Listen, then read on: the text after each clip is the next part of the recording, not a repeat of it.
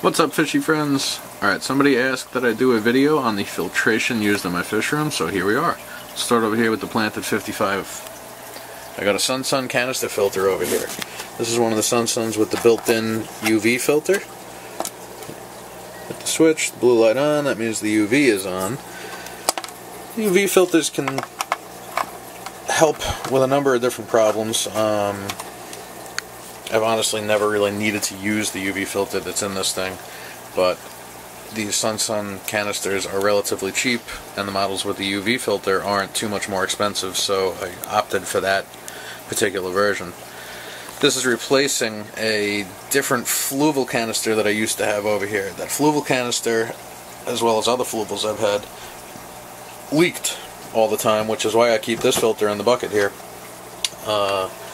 The Sun, however, does not leak. It is still nice to keep it in the bucket, though, because when you do maintenance, when you open this thing up to do some cleanings once in a while, you are going to make a mess. It's nice to be able to catch all that.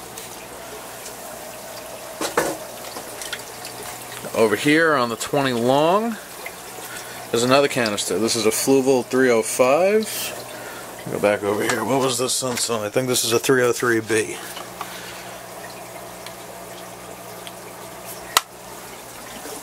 Fluval 305 over here, running on the 20 long. This filter has also leaked on me, which is why it's in here. I don't know if you can hear it. It also sucks some air every once in a while. The camera had a little glitch there. I used to have a spray bar over here, and I went back to the stock Fluval, elbow output or whatever it's called back there. So that's coming back in on the side, and like I said, the intake is there in the middle. So these canister filters, I use a couple of them. I used to envy people that ran canister filters and thought they were, reserved for somebody willing to spend super amounts of money and, the top of the top.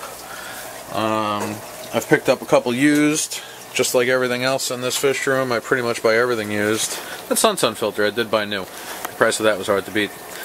But I don't love canister filters. These things, I don't know. I love them. I don't love them. I don't hate them. These two I haven't maintained in quite a while, so it's nice that you can let them go and forget about it. I do run supplemental filtration over here on this tank. It's an Aqua Clear. It's an Aqua Clear 70 running along with that Sun filter. I don't know if it's 100% necessary, but it's just the way I've been running it. I run a lot of extra biomedia. And pretty much all I run is bio and mechanical. I got 2 sponges and a bag of whatever the Aqua Clear version of the biomedia is. Over here I'm probably running nothing but pillow stuffing, the polyester fiber fill. Camera keeps cutting off on me. So in that one I run nothing but the polyfill and some kind of bio filtration. And that one I think I'm actually running plastic pot scrubbies, as well as probably some kind of name brand biomedia, something either like, this is probably an extra one out of an Aqua Clear filter. I've also got bags, bags filled with stuff like that there. That's that Seachem Matrix. It's like pumice stone or whatever. But it's all sold as bio media, and it all works. So I run the 2 on there, this canister on here. On the Planet 72, I run 2 Aqua Clear 110s.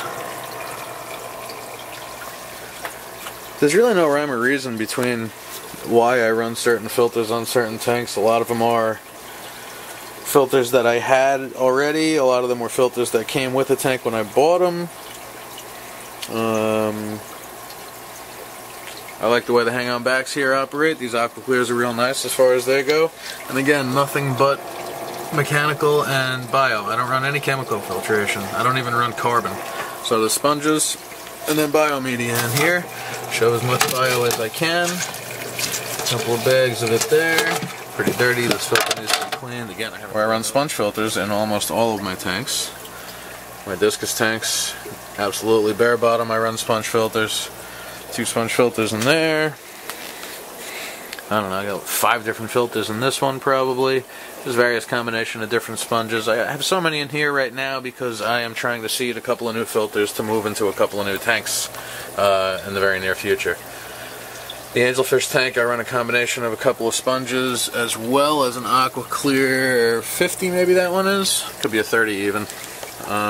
Again, no rhyme or reason to that. I've just always had an aqua clear on that tank, and once I ran the central air system in here, it made sense to throw in a couple of sponge filters. Over here, sponge filter, sponge filter, sponge filter, and an aqua clear back there. Again, no rhyme or reason to it. That aqua clear has just been on this tank a real long time. Sponge filter, sponge filter, sponge filter, and an aqua clear. Hang on back. Same as all the others. It's just there because it's been there for a while. Sponge filter, sponge filter, sponge filter, sponge filter, sponge filter, sponge filter, sponge filter. So that's pretty much it as far as the fish room goes. Oh, this thing, I haven't finished setting this tank up yet. I just filled it up for the first time. Forces the water to overflow through the grates there.